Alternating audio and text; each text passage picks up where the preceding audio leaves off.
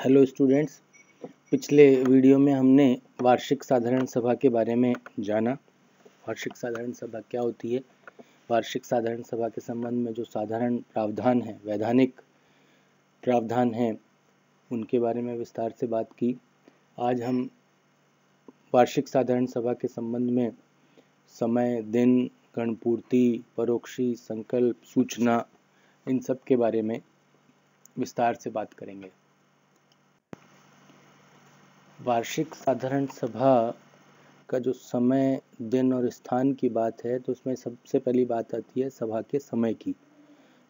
वार्षिक साधारण सभा का कोई भी कार्य दिवस किसी कार्य दिवस पर कामकाज के समय या वर्किंग आवर्स में कामकाजी दिन के कामकाजी समय के दौरान बुलाई जा सकती है। सामान्य रूप से कारोबारी समय प्रातः 9 बजे से सायं 6 बजे के मध्य होता है, तो उसके बीच में बुलाई जा सकती है। लेकिन ये भी आवश्यक है कि व्यावसायिक कामकाज या कारोबारी समय में प्रारंभ होनी आवश्यक है, लेकिन वो अंत कब होती है, वो अंत के बाद समय के सामान्य समय के बाद भी जारी रह सकती है। तो ये स्पष्ट है कि जो दिन है वो जनरली कारोबारी दिन हो सकता है, कारोबारी समय हो सकता है प्रातः 9 से सायं 6 बजे के बीच। लेकिन अगर एक बार कारोबारी समय में जब शुरू हो जाती है तो वो उस समय के बाद भी जारी रह सकती है। तो सभा के समय के बारे में ये इम्पोर्टेंट बात है। दूसरी बात आती है सभा के दिन की।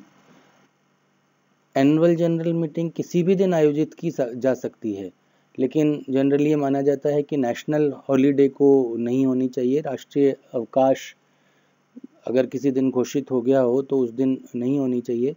किसी भी रविवार या अन्य राष्ट्रीय अवकाश के दिन को वार्षिक साधारण सभा नहीं बुलाई जा सकती। लेकिन यदि वार्षिक साधारण सभा की सूचना भेज दी गई है और बाद में किसी वजह से वो राष्ट्रीय अवकाश दिवस घोषित हो जाता है तो सभा की जा सकती है।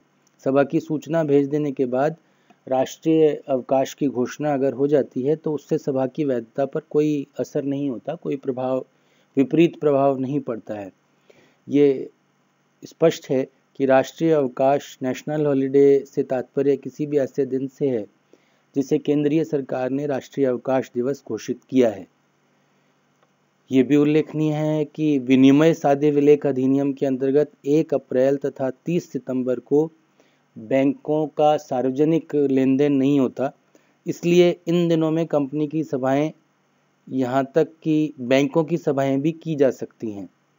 उसको राष्ट्रीय अवकाश का दिन नहीं माना जा सकता, लेकिन सार्वजनिक लेन देन नहीं होता, उसके बावजूद भी कंपनी की और बैंकों की सभाएं की जा सकती हैं। बात आती है सभा के स्थान की। तो ये भी स्पष्ट है कि प्रत्येक कंपनी को अपनी एजीएम, अपनी वार्षिक साधारण सभा अपने पंजीकृत कार्यालय पर या उस शहर, गांव या कस्बे में करनी चाहिए जहां पर कंपनी का पंजीकृत कार्यालय स्थित है। यह स्पष्ट रूप से धारा 96(2) कहती है कि प्रत्येक कंपनी को अपनी वार्षिक साधारण सभा अपने पंजीकृत कार्यालय पर या उस शहर, गांव या कस्बे में करनी चाहिए जहां पर कंपनी का पंजीकृत कार्यालय स्थित है। केंद्रीय सरकार कुछ स्थितियों में कंपनी को वार्षिक साधारण सभा के समय, स्थान और तिथि के प्रावधानों में छूट भी दे सकती है, लेकिन वो छूटें कुछ शर्तों के अधीन होती हैं। तो केंद्रीय सरकार द्वारा शर्तों के अधीन कुछ छूटें दी जा सकती हैं कि उनके समय में, स्थान में और तिथि में कोई रिलैक्सेशन मिल जाए, लेकिन वो उनके साथ स्पेशल कंडीशंस भी आवश्यक हो जाती हैं। वार्षिक साधारण सभा की सूचना, गणपूर्ति, परोक्षी और संकल्प के संबंध में भी कुछ विशेष प्रावधानों की पालना आवश्यक है। हम सभा की सूचना की बात करें तो प्रत्येक वार्षिक साधारण सभा 21 दिनों की स्पष्ट सूचना देकर कभी भी आयोजित की जा सकती है।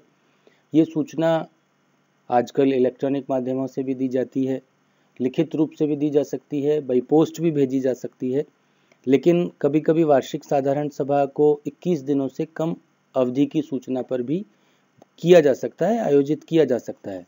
ऐसा करना तब संभव हो सकता है जब सभा में मतदान करने के अधिकार रखने वाले जो सदस्य हैं उनमें से कम 95% इस कम अवधि की सूचना पर आयोजित करना चाहते हैं सभा को, तो एक सभा 21 दिनों से कम अवधि की समयावधि में भी बुलाई जा सकती है। सभा की सूचना में सभा के स्थान का, तिथि का, दिन तथा समय का उल्लेख होना आवश्यक है। उसमें उन कार्यों का विवरण, जिसको हम एजेंडा बोलते हैं, कार्यावली, सभा में किए जाने वाले कार्यों की सूची भी होनी चाहिए जो उस सभा में किए जाने प्रस्तावित हैं। वार्षिक साधारण सभा के कार्य विवरण में कुछ चीज़ें अनिवार्य रूप से होनी चाहिए, जिसमें वित्तीय विवरणों, संचालकों और अंकेक्षकों के जो रिपोर्ट है उस पर विचार करने की जो बात होती है।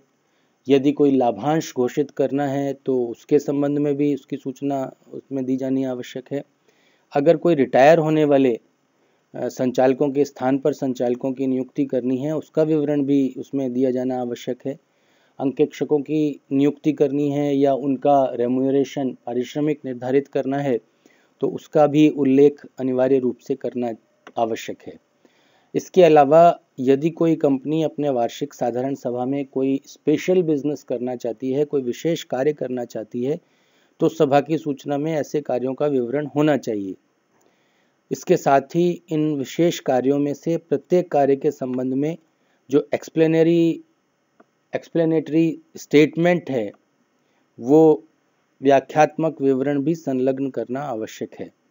साधारण और विशेष कार्यों के अतिरिक्त वार्षिक साधारण सभा की सूचना में कुछ बातें आवश्यक रूप से शामिल की जाती हैं, जिसमें ये लिखना बहुत ज़रूरी है कि यह सभा कंपनी की वार्षिक साधारण सभा है। धारा 96 स्पष्ट रूप से कहती है कि इस बात का उल्लेख करना आवश्यक है कि ये सभा कंपनी की वार्षिक साधारण सभा है। इस बात का उल्लेख भी करना होगा कि प्रत्येक सदस्य जो सभा में उपस्थित होने और मतदान करने का अधिकार रखता है, वह प्रॉक्सी नियुक्त करने का भी अधिकार रखता है, जो उसके स्थान पर सभा में उपस्थित होगा और उसके स्थान पर मतदान कर सकेगा। ऐसे प्रॉक्सी का कंपनी का सदस्य होना अनिवार्य नहीं है। सदस्यों के रजिस्टर और जो शेयर ट्रांसफ़र रजिस्टर है, उसके बंद रहने की अवधि का विवरण भी इसमें दिया जाना आवश्यक है। इस बात का उल्लेख किया जाएगा कि किसी विशेष तिथि, जो कि बाद में लिखी जाती है, जिनका नाम सदस्यों के रजिस्टर में लिखा होगा, उन्हें घोषित लाभांश प्राप्त करने का अधिकार होगा। सूचना के साथ साथ उसमें अनुलग्नक एनक्लोजर्स भी लगाए जाने आवश्यक हैं, जिसमें संबंधित वित्तीय वर्ष के वित्तीय विवरणों की प्रति लगाई जाएगी। संचालक मंडल के जो रिपोर्ट है उसकी प्रति लगाई जाएगी। अंकेक्षकों की जो ऑडिटर्स की जो रिपोर्ट होती है, ऑडिटर्स की रिपोर्ट भी साथ में लगाई जाती है। इसके अलावा अगर कोई विशेष कार्य एजीएम में किया जाना है तो उनमें से प्रत्येक कार्य के महत्वपूर्ण तथ्यों का एक्सप्लेनेटरी जो स्टेटमेंट है, explanatory statement of material facts, वो भी संलग्न करना पड़ेगा। इसके अलावा रिक्त जो प्रॉक्सी प्रलेख है वो भी लगाना होता है, और रिक्त उपस्थिति पर्ची है वो भी इसके साथ साथ लगाई जाती है। गणपूर्ति के संबंध में हमने ऊपर एक वीडियो में चर्चा की थी कि कोरम पूर्ति के संबंध में जो प्रावधान हैं वो सारे के सारे एजीएम पर लागू होते हैं। संकल्प, जो रिजोल्यूशन पास किया जाता है, जो मोशन सभा में लिया जाता है, उसके बारे में भी हम सारे प्रावधानों की चर्चा कर चुके हैं।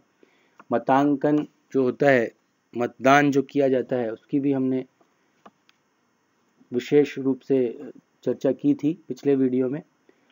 संचालक मंडल की जो वार्षिक साधारण सभा बुलाने की शक्ति है वो संचालकों के पास है, और सचिवीय मानक सेक्रेटेरियल स्टैंडर्ड्स में लिखा गया है कि प्रत्येक कंपनी का संचालक मंडल हर साल कंपनी के सदस्यों की वार्षिक साधारण सभा आयोजित करेगा और आयोजित करने का अधिकार प्रदान करेगा। जनरली एक सचिव वार्षिक साधारण सभा की सारी कार्यवाही का कार्य करता है, तो उसको अधिकार प्रदान किया जाता है संचालक मंडल के द्वारा।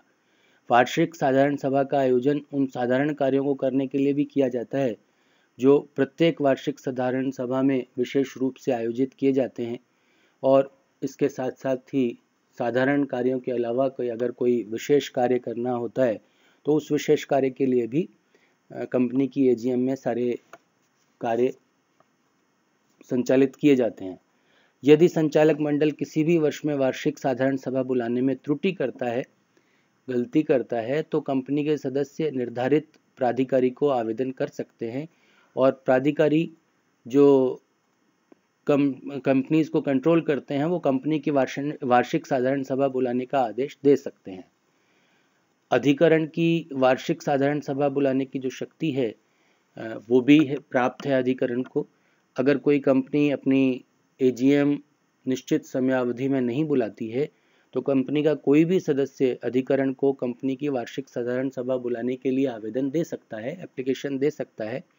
अधिकरण ऐसा आवेदन प्राप्त करने पर कंपनी की वार्षिक साधारण सभा बुला सकता है और सभा बुलाने का आवश्यक जो निर्देश है वो कंपनी को दिया जा सकता है।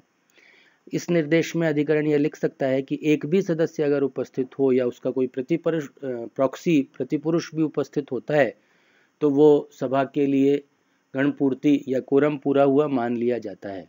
अधिकरण के निर्देशों के अनुसार जो सभा होती है उस सभा को कंपनी की वार्षिक साधारण सभा ही माना जाता है। अगर कोई कंपनी अपनी वार्षिक साधारण सभा को आयोजित करने में गलती करती है, त्रुटि करती है, या अधिकरण के आदेश निर्देश के बाद भी कंपनी की एजीएम आयोजित नहीं करती है तो कंपनी और कंपनी के प्रत्येक दोषी अधिकारी को 1 लाख रुपए तक के अर्थदंड से दंडित किया जा सकता है। और अगर ऐसा दोष जारी रहता है तो पहले दिन के बाद 5,000 रुपये प्रतिदिन तक का अर्थदंड तब तक लगाया जा सकता है, पेनल्टी लगाई जा सकती है जब तक कि ऐसा दोष जारी रहता है। तो ये कंपनी की वार्षिक साधारण सभा से संबंधित सूचना, कोरम, प्रॉक्सी और संकल्प आदि के बारे में हमने आज विशेष रूप से बात की थी। इसको बुलाना आवश्यक है, कोई गलती नहीं होनी चाहिए। गलती अगर होती है तो दोषी माना जाता है और दंडित किया जा सकता है।